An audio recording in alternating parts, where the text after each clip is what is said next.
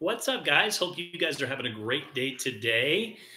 So, listen, today we're going to explore a topic, and I'm sure there's a lot of different opinions on it. So, I'd love to hear your thoughts. Feel free to type into the chat box. And if you're catching the replay, type replay.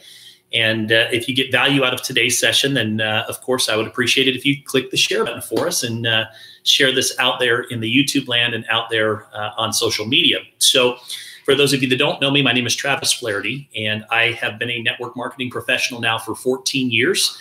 This is what my wife, Summer, and I do full time. We love entrepreneurship, and we love helping others be successful in this industry. You know, I had an interesting conversation with someone a little bit earlier today that inspired me to do this video. The question is, have network marketing companies lost their way? Have they forgotten about what this industry is really all about? Now, let me explain. So, network marketing for a long time was focused around helping someone create a secondary income stream. It was focused around helping someone get to an extra $500 to $1,000 per month. And it has been said that if you could help the average household create an extra $500 a month in income, then you could potentially cut the divorce rate in half. Now, why do they say that? They say that because what do most people fight about? They fight about, of course, finances, right?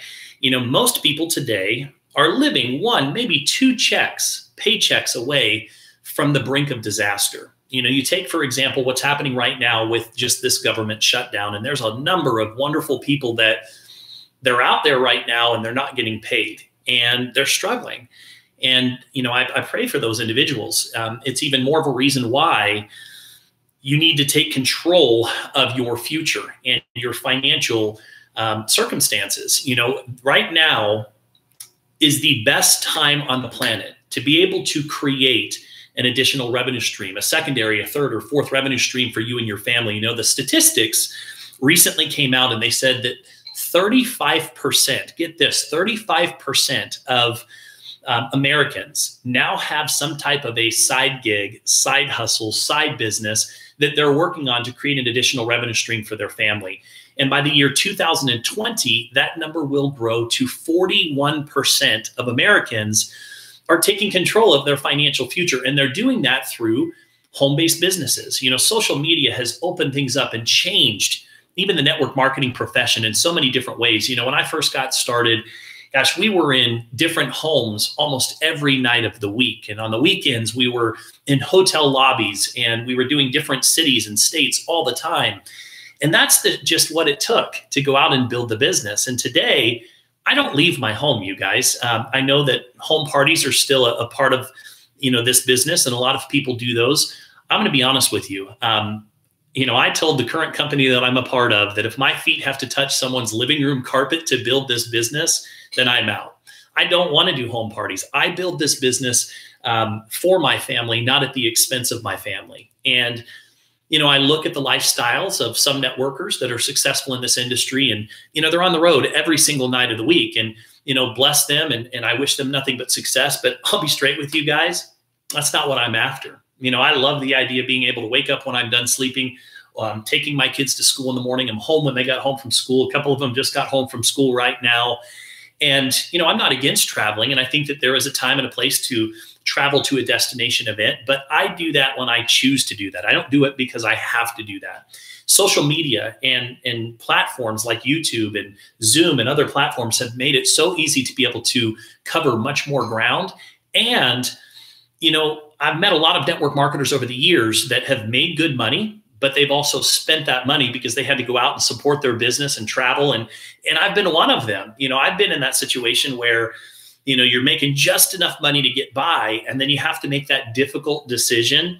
Do I travel to, such and such state and do a home party, knowing that I'm going to have to spend money on the airplane or the gas to drive there? And then, of course, you're going to, in some cases, rent a hotel room. And if you're the big leader coming in, a lot of times, it's expected that you help foot the bill, or even, anybody ever been in that uncomfortable situation where, you've got the rank and the title, but you're not making tons of money yet. And you go into a city, you go into a state, or even a country. This has happened to me before. And after the meeting, you go out for dinner and you sit down and all of a sudden, you know, everybody shows up for dinner and the bill comes and everybody looks at you because you're the leader, right? And you don't want to, I mean, you want to try and take care of your people as much as possible. And so you foot the bill and you're calling home to your wife or your husband going, listen, I just spent the last money that we had to pay that bill. How many of us have been there before? I know that I have, and that can be a difficult situation to be in. And so, you know, over the last few years, we've worked very, very hard to create systems of duplication and utilize social media to be able to build the business from the comfort of my home. And those of you that know me and follow me here on YouTube know that I speak two languages. I speak English and I speak whiteboard. And so I do most of my business from right here, and that's the way that I want it. That's the way that I like it.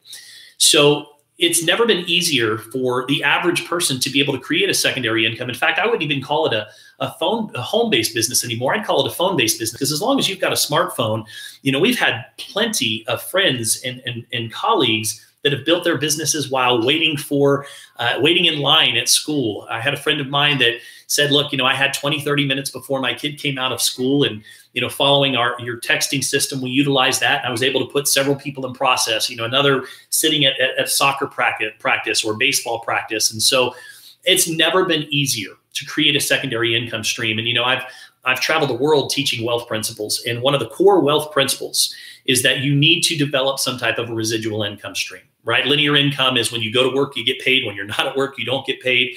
Leveraged income is when you can start to create income that comes to you whether you're working or not. And network marketing happens to be one of the best possible vehicles to be able to accomplish that goal.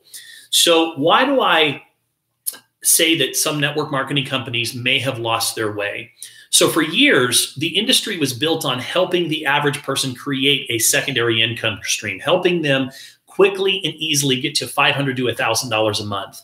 Well, you know, just my opinion, but I believe about 10 years ago, we started to see a shift in the industry. And that shift was the focus we started focusing on the top leaders in the industry. We started focusing on the big checks and the big cars and the Lamborghinis and all of these things. And I've even gotten sucked into this, right? I mean, it's easy to get sucked into, but we started focusing on those bigger stories, right? You know, business for home, it's always about, you know, who are the 7-figure earners, and companies started paying attention to that. And they realized that if they sold you those stories, and I'm just going to be straight with you guys, many of those stories, a lot of those stories are falsely perpetuated. There's legs that are propped up under certain people. There's lots of different deals and different things that happen that create these overnight stories.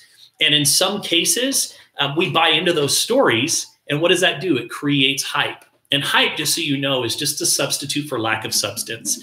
And so what ends up happening is we started focusing on the $1 million earner in network marketing, and companies started responding to that. They realized that if they could create those stories and sell you those stories, that it would attract the masses. And so what did they do? They started to adjust the compensation plans. And I'm going to give you an example. So let's say that we wanted to start a company, and we were sitting down in a boardroom, and we had to decide how we wanted to pay out our commissions. Here's how that conversation would start. We draw a dollar on the board, and we'd say, okay, so for every dollar in commission that's paid out, where do we want that money to go? And most network marketing companies, they typically have different buckets that they pay out into. So I'll give you some examples. So you might have a first order bonus bucket, right? So when you bring a customer or a business associate into the business, some type of a member into the business, you get an upfront commission. And then you might have some type of a sponsoring bonus that bridges the gap, right? When you first get started in the business and you're sponsoring, your income goes up, right? You get some fast start money, but then what happens? You start working with those people. What happens to your income? It goes down, and then eventually those team commissions kick in. And so a lot of times what happens right there? People tend to fall out of the business. And so you might have maybe some type of a bonus that bridges that gap, a sponsoring bonus. If you're active, you can qualify for shares in a pool. And then from there, you might have maybe a car bonus. You might have some generational check matching as you start to get into some of the higher levels. And then you have a residual income, maybe a rev share into the company if you hit one of the top pools. So here's what happened. So companies started saying, well, listen, we know that 95% of the people in the plan are never going to get past bucket number 1. So here's what we're going to do. We're only going to put maybe 10 cents out of that $1 into bucket number 1. And then we'll maybe put maybe another 10, 10, 20 cents in bucket number 2. And now what we're going to do is we're going to start to put, maybe 20% in bucket number 3. And so that makes up now what, about 40, 50%. But we're going to go start putting, 20, 30% here, and then another 20% here. And so what ended up happening is they started to make these plans back-end loaded. So they started to reward the top leaders in our profession. And of course, you start, and where does that show up? So you end up with, 3, 4, 5 people in the company that are earning. I mean, in one company that I was a part of, there was literally an earner that was earning $12 million per year. There's another one, I think, that was earning around $8 million. Then you had like $4 million. So here's the deal. If you were to add up all of the commissions that were paid out in that commissionable plan, you would probably see that over 90% of the commissions were going to a handful of people. And that's how we started seeing companies, they started moving in this direction. And I think over the last 10 years, we started to lose our way from what network marketing is all about, right? Network marketing is about taking somebody that works full-time and then giving them an opportunity in their part-time or spare time to start creating a secondary income stream for their family and a pathway that over a period of the next 2-3 years, we could start to create a residual income stream that gives them more options in life, allows them to be able to create walk-away income, freedom, financial freedom for them and their families, right? But everything started focusing on this story right here. And over the next 10 years, we started seeing company after company after company coming out that was doing this.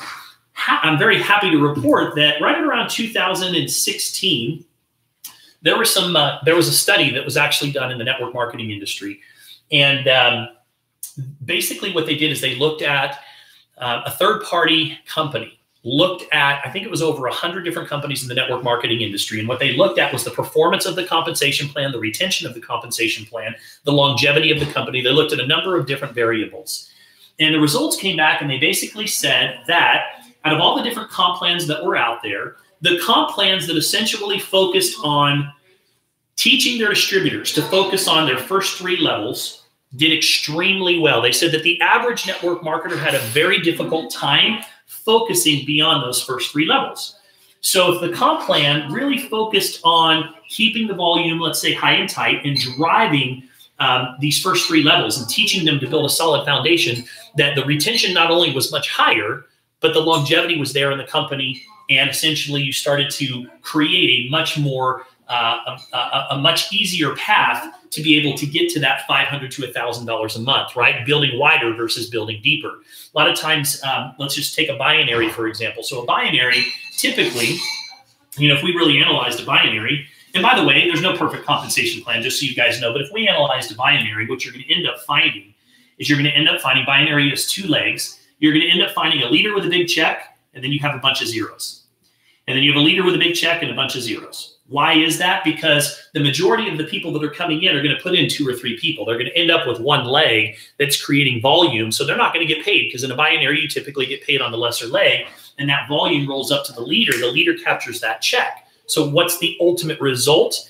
After a binary, typically after the momentum has moved on or the hype has moved on, you end up starting to see a lot of attrition. And that's something that a lot of people battle. And I've battled that over and over again. I've built in binaries for 10 plus years. So I understand the binary very well. Now, there are some benefits that I could talk about, and I'm not here to bash binary compensation plans. But my point is that, when we started doing this to the industry, we took the focus off what really mattered, what was really important. And so what I'm happy to see is that we're starting to see a shift in companies moving back, and they're starting to take some of this money and they're starting to realize that this was a detriment to our industry. In fact, I think that this last year, and don't quote me on this, I need to look this up, but I heard that I think it was this last year was the first year in 10 years that the network marketing industry actually didn't grow.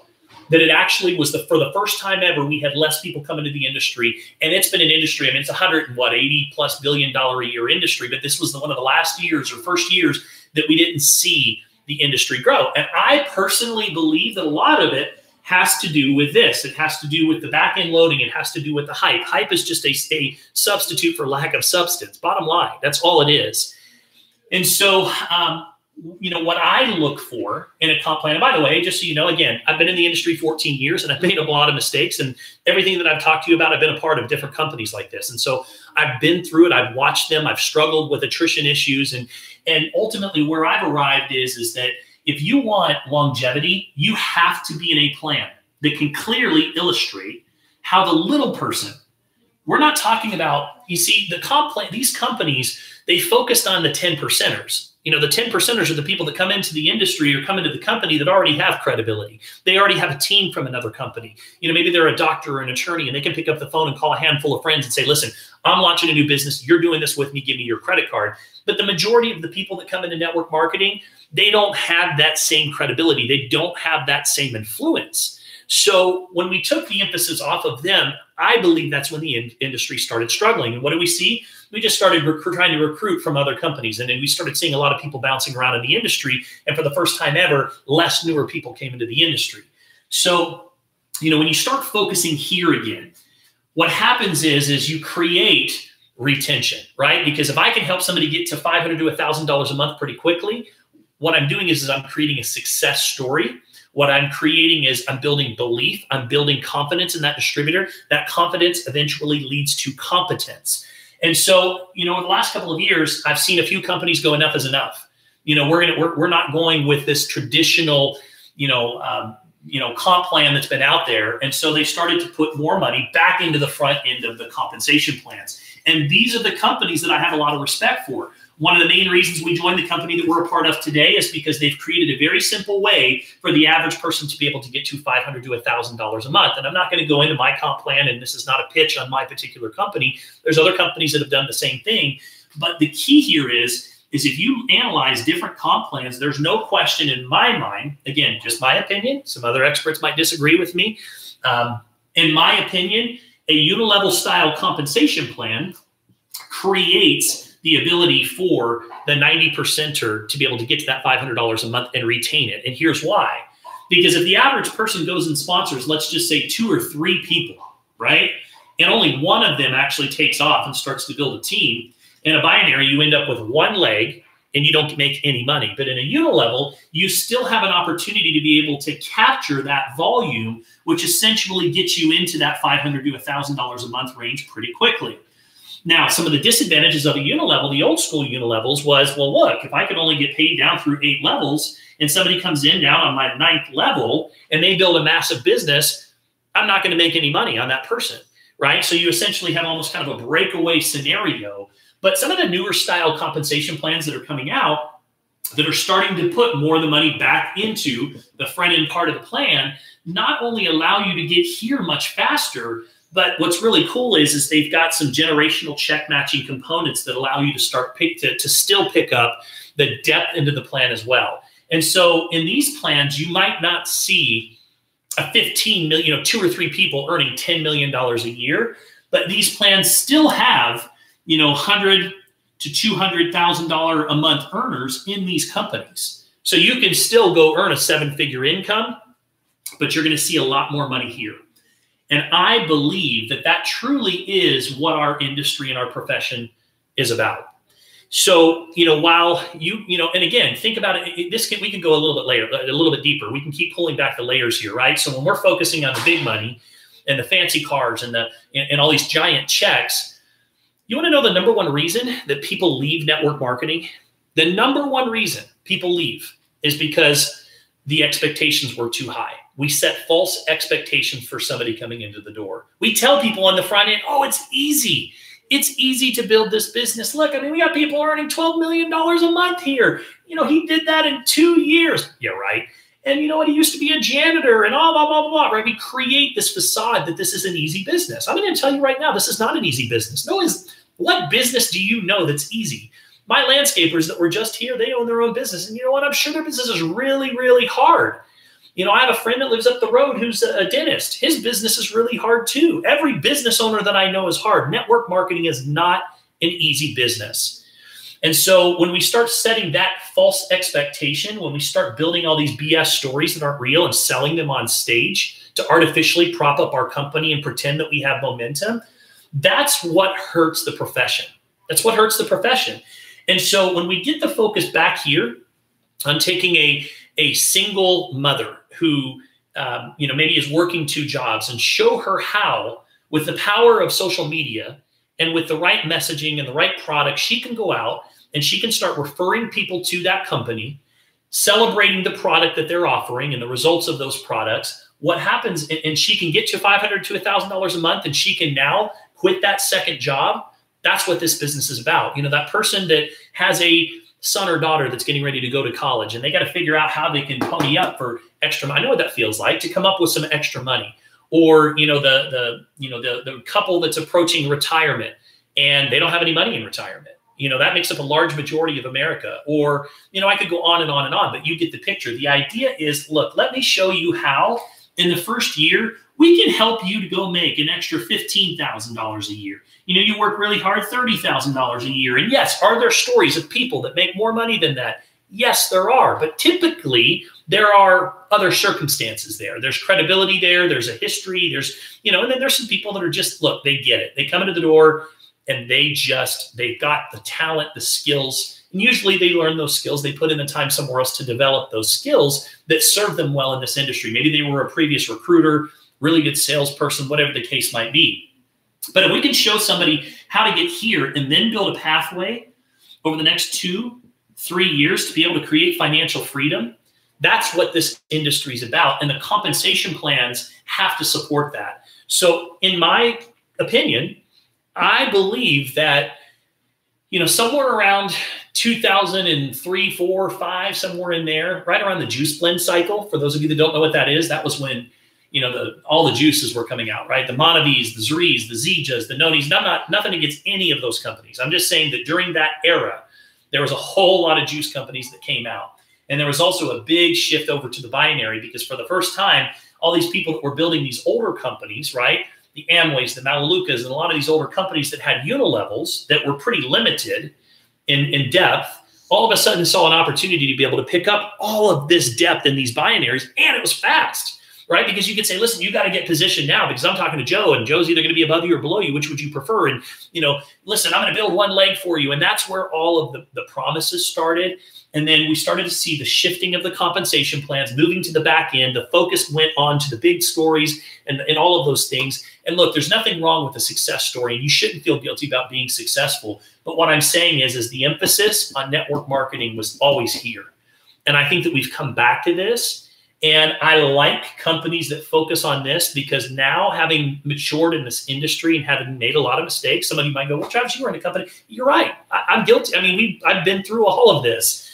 But I've matured enough in the industry to realize that if you want to build a true long-term residual income in this industry, something that truly is going to sustain you, where you don't have to go start over again in 2 years, it really comes back to a couple of things. Number one, customer-driven model is a must. It has to be.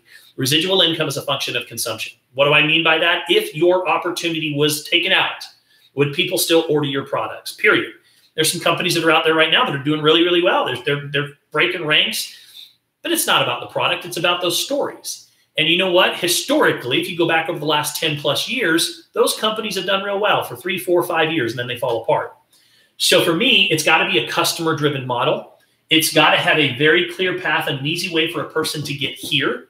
And, you know, you have to be able to maintain that retention. And again, it has to be built around the product. It can't be built around hype. And so, you know, wanted to just share those thoughts with you today. I do think that the industry, in some ways, lost its way, but I'm happy to report that we see a new style of compensation plans that are coming back, that are not aimed at the top leaders in the industry and trying to lure them over. It's going back to the customer-driven model and making the customer the all-star. And in my humble opinion, I believe that that really is the key to getting MLM back on track, and ultimately what's going to allow the leaders that are looking for longevity in a company and a build that's going to last to be able to create that true residual income that you're looking for. So with that, I'd love to hear your thoughts. If you're catching the replay, feel free to leave a comment in the video. Feel free to share. And if you haven't followed, click the follow button. Would love to have your support on some of the future videos that we do. With that, once again, my name is Travis Flaherty. Again, you guys have an exceptional day today. Take care. Bye-bye now.